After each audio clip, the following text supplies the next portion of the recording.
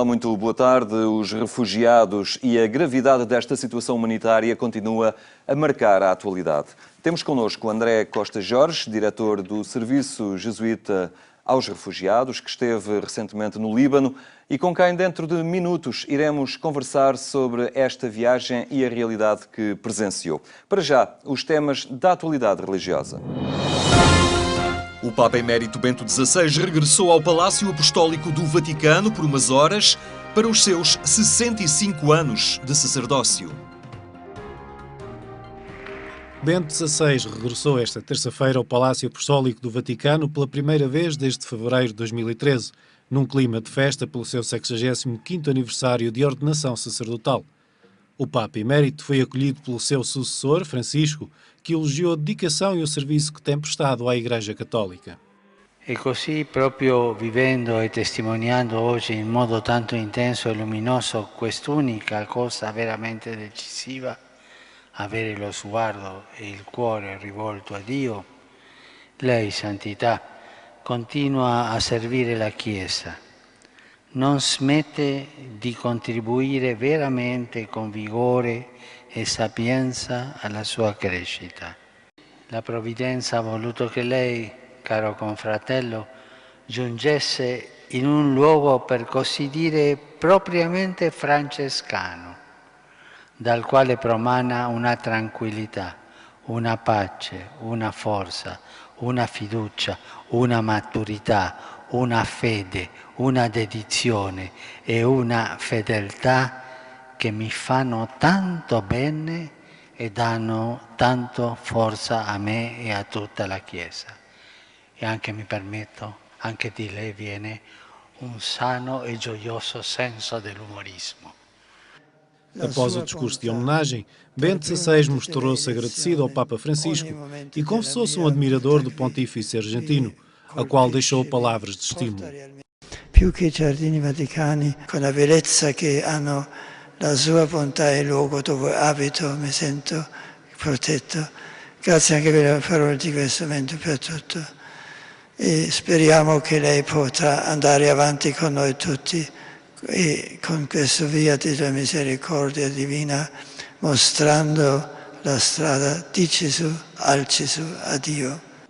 Bento XVI falou de improviso, durante breves minutos, sobre a nova dimensão que Cristo trouxe à vida da humanidade.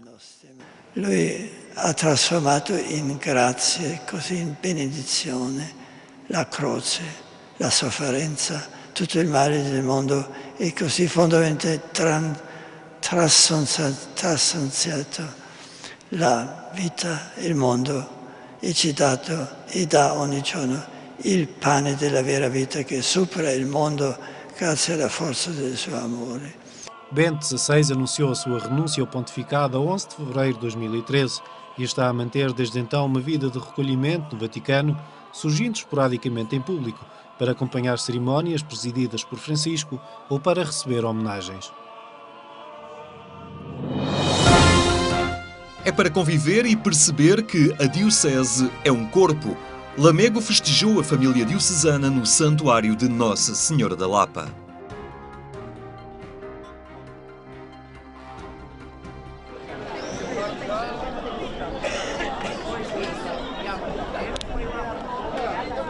Depois de uma primeira experiência na Mata da Senhora dos Remédios, desta vez a Diocese de Lamego rumou ao Santuário de Nossa Senhora da Lapa, em Sernancelho.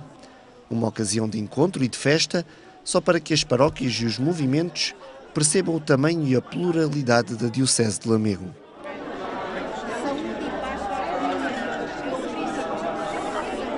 É um tempo para as pessoas conviverem.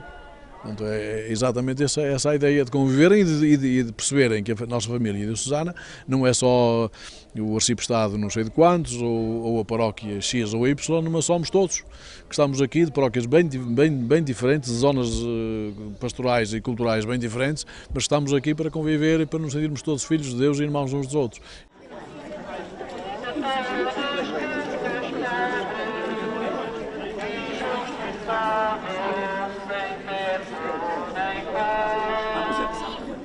No Santuário de Nossa Senhora da Lapa estava bem assinalada a Porta Santa e foram muitos os que por ali passaram naquela tarde. Esta foi a ocasião de convívio, que não esquecia o ano da misericórdia. Este ano, dado estarmos no ano da misericórdia, quisemos dar-lhe não apenas o tom festivo da família reunida, família diocesana reunida, mas também proporcionar às pessoas um bocadinho de um cheirinho da misericórdia, não é? Dado que estamos no ano da misericórdia, também não queremos insistir demasiado para que venha muito ao de cima uma capacidade reflexiva. Não queremos dar muito esse tom, mas as pessoas já perceberam que queremos dar um tom mais de peregrinação a este dia diocesano da família. Não houve reflexões nem palestras. O dia era para conviver e celebrar a fé. E porque todos se encontravam num santuário mariano, na Eucaristia, Dom António Couto lembrou a Mãe de Deus. Aquela Theotokos é a Leusa, Mãe de Deus e da Misericórdia, que é um ícone da nossa Igreja Oriental e ortodoxa, belíssimo, do século XII, ainda que tenha tendências mais antigas. Talvez essa senhora, essa imagem de Maria, que tem o menino apertado contra si, ao colo, e ao mesmo tempo o menino está com a mão esquerda a acariciar o rosto de Maria, o rosto da mãe, que é um ícone belíssimo, que é o ícone, digamos assim, da Senhora da Misericórdia. Quando nós dizemos Mãe de Misericórdia, de certo modo é essa imagem, esse ícone de Nossa Senhora, que venha ao de cima. Paróquias, movimentos eclesiais, congregações religiosas. A Diocese de Lamega conviver e a celebrar no Santuário de Nossa Senhora da Lapa. A alegria é uma das marcas da identidade cristã. A ideia foi sublinhada em Fátima num simpósio teológico-pastoral.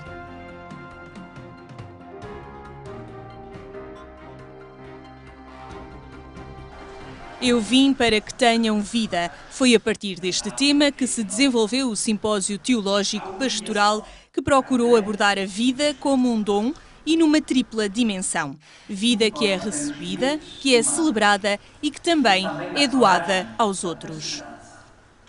Nós, mesmo em termos humanos, vivemos, mas a vida ganha outro sabor, outra densidade, outra profundidade, quando ela é realmente celebrada. E nós temos muitas razões para celebrar a vida, porque ela é, antes de mais, um dom. É evidente que a vida também é um risco, também tem desafios e ameaças, mas, antes de mais, e nós só conseguimos, de facto, viver com um projeto com sentido, se, de facto, começarmos por agradecer, valorizar a vida e celebrá-la.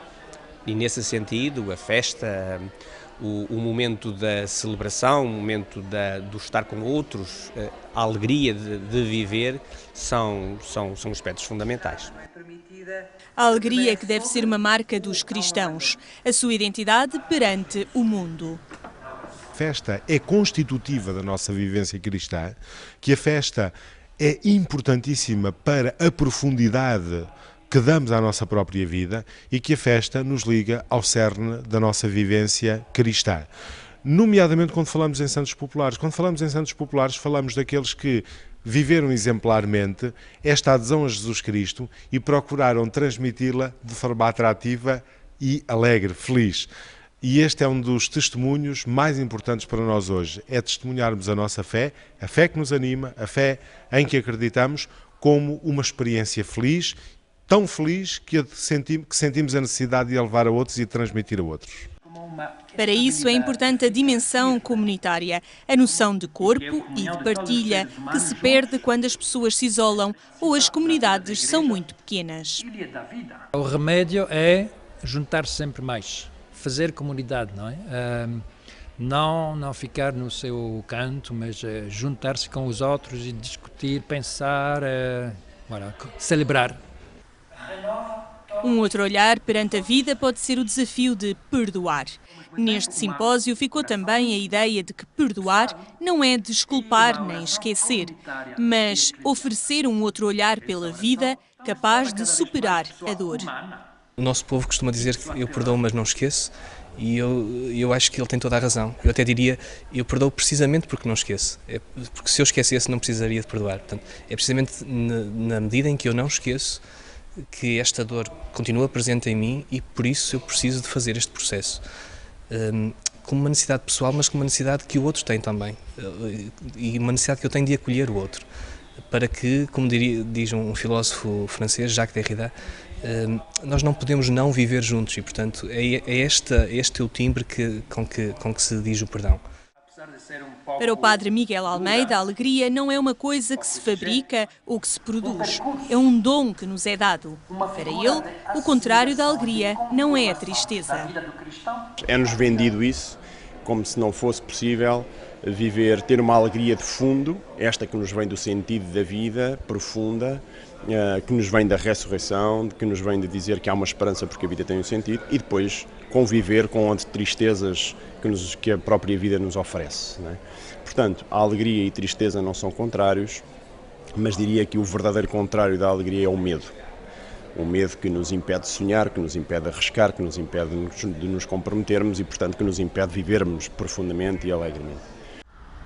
Este simpósio teológico-pastoral integra-se na preparação do centenário das aparições e trouxe a Fátima alguns especialistas em áreas como a teologia e as ciências sociais e humanas.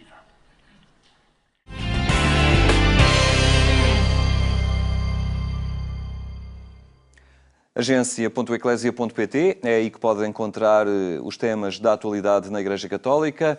O Líbano é um dos países com a maior percentagem de refugiados. Foi lá que esteve o responsável do serviço jesuíta aos refugiados, André Costa Jorge. Muito boa tarde, obrigado por estar uma vez mais connosco. Esteve recentemente neste país, o Líbano, como eu dizia há pouco, é onde se registra uma maior percentagem per capita, digamos assim, de presença de refugiados, e não é de agora, é da longa data. É verdade. Nós fomos visitar o Líbano no âmbito da campanha que foi feita aqui em Portugal, da Plataforma de Apoio aos Refugiados. Esta campanha chamou-se PAR Linha da Frente e procurava fazer angariação de fundos para apoiar a Caritas Médio Oriente, concretamente no Líbano, e o Serviço Jesuíta aos Refugiados no Líbano. No nosso caso concreto do Serviço Jesuíta aos Refugiados, tratam-se de projetos de apoio a crianças, de apoio alimentar a crianças que estão em escolas, que estão a ser dirigidas pelo Serviço Jesuíta aos Refugiados no Líbano. A realidade que encontrei no Líbano é uma realidade impressionante, porque o Líbano acolhe neste momento cerca de 2 milhões de refugiados. Um país que é um quarto daquilo que é Portugal, com cerca de 6 milhões de habitantes. Na nossa proporção, diríamos que Portugal teria que ter aqui, por exemplo, 4 milhões de refugiados. A história do Líbano é uma história, a partir da segunda metade dos anos 70, uma história de conflitos, de guerras, de convulsões sociais, guerras civis, uma guerra civil muito forte que envolveu a comunidade cristã e a comunidade muçulmana. Dentro da comunidade muçulmana, ou dos muçulmanos no Líbano, há também algumas tensões entre xiitas e sunitas. Depois há uma pequena minoria drusa e os próprios cristãos, a comunidade cristã, dividem-se ou subdividem-se em alguns outros grupos. Mas, de facto, é uma sociedade de uma imensa diversidade, num país muito pequeno, e que coube a tarefa, a sorte de, por proximidade geográfica, ter que acolher milhões de refugiados sírios e, portanto, é um país que necessita de todo o apoio, porque o esforço que está a fazer a população libanesa, o Estado libanês, o esforço que está a fazer de acolhimento destes refugiados é altamente meritório. Uma situação que se coloca sempre é as crianças, já começou por referir, e é um dos problemas ali no Líbano, na questão da educação, do acesso à educação e da possibilidade de haver lugar para elas nas escolas, porque são muitos os refugiados. Estamos a falar de populações com uma taxa de natalidade que não tem nada a ver com a nossa, não é? E essa é uma área onde o Serviço Jesuíta aos Refugiados também está a desenvolver grande parte do trabalho. Como sabe, a tradição da Companhia de Jesus, dos jesuítas, o trabalho na área da educação, mas também da proteção da justiça. Aqui fazemos as duas coisas ao mesmo tempo. por um lado, estas crianças que são os mais vulneráveis, as maiores vítimas de todo este conflito, importa que elas não percam mais daquilo que já perderam. Importa garantir também a esperança e o futuro. E para isso, os JRS, desde logo no terreno, onde estão os acampamentos de refugiados, em alguns casos não são acampamentos assim tão visíveis, porque as pessoas estão em espaços urbanos, mas aí vivem milhares de famílias, e importava garantir que as crianças tivessem acesso a cuidados básicos, à proteção e também ao acesso à escola. O sistema de ensino libanês teve que responder, e naturalmente respondeu com muita deficiência às respostas, às exigências imediatas dos últimos 5 anos.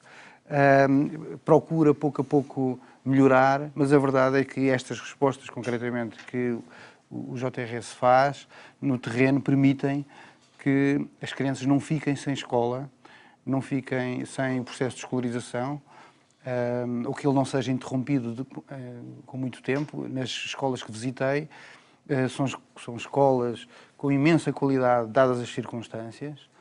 São escolas que têm 2 períodos de manhã e de tarde, com 500 alunos de manhã, mais 500 alunos à tarde, empregam professores, muitos deles são refugiados, as professoras, em que se vê as crianças com uma enorme felicidade. E aquilo que nós procuramos fazer aqui em Portugal, que é um contributo que eu também desde já quero agradecer a todos aqueles que contribuíram para esta campanha da PAR Linha da Frente, foi garantir uma refeição diária a muitas crianças que vão à escola sem terem tomado qualquer refeição. Estamos a falar de crianças dos 5, 6 até aos 10, 12 anos, que corresponde aos primeiros 2 ciclos de ensino que é garantido por estas escolas. São escolas que estão no meio de campos de refugiados.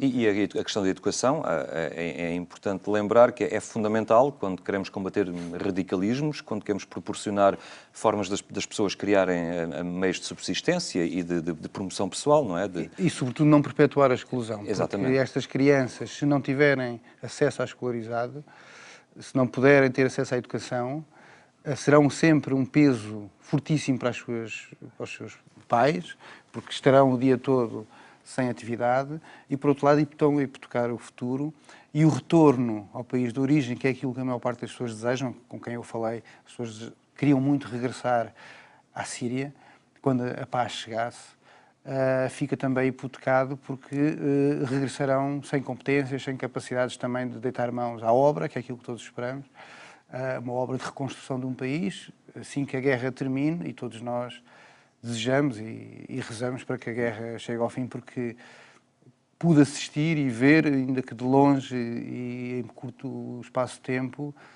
situações que não desejaria a ninguém, e muito menos ao meu país. E, portanto, ver crianças pedindo na rua, crianças que têm que trabalhar. Vi um caso concreto, contaram-me uma criança a mais velha de vários irmãos, que tinha apenas 10 anos, que o pai estava acamado, vítima da guerra, a mãe tinha que ficar a cuidar dos outros irmãos. Esta criança, com apenas 10 anos, teve que ir trabalhar para sustentar toda a família, e acabou, o único trabalho que teve foi um trabalho num matadouro. Esta criança sofria de traumas por aquilo, um matadouro praticamente a céu aberto, em que o trabalho dela era limpar os restos dos animais abatidos. Está a ver, quer dizer, isto é de tal forma brutal que o nosso quadro mental ocidental, felizmente também, é de todo desaconselhável. Preocupa-nos este tipo de sofrimentos das crianças e felizmente também estamos no terreno a ajudar a promoção destas crianças. Ainda assim, o Líbano, apesar de toda esta tensão que ali se registra, ainda continua a ser um país que nos transmite uma lição de convivência e de alguma tolerância e neste acolhimento que faz, nesta forma como vai vivendo, merece aí o nosso respeito, o nosso auxílio também, não é? E por isso há aqui N programas de parcerias que foram estabelecidas desde a Caritas Portuguesa ao Serviço de Ajuda aos Refugiados, através da PAR, com instituições do Líbano. De facto, o Líbano é um país num equilíbrio instável. É um equilíbrio que importa sempre reforçar. Nós que trabalhamos com os refugiados apelamos para que os decisores políticos europeus façam o que for necessário para me ajudar a manter o equilíbrio naquele país. É fundamental. Caso contrário, um conflito neste país será dramático e duplicará e aumentará a vitimização dos mais vulneráveis.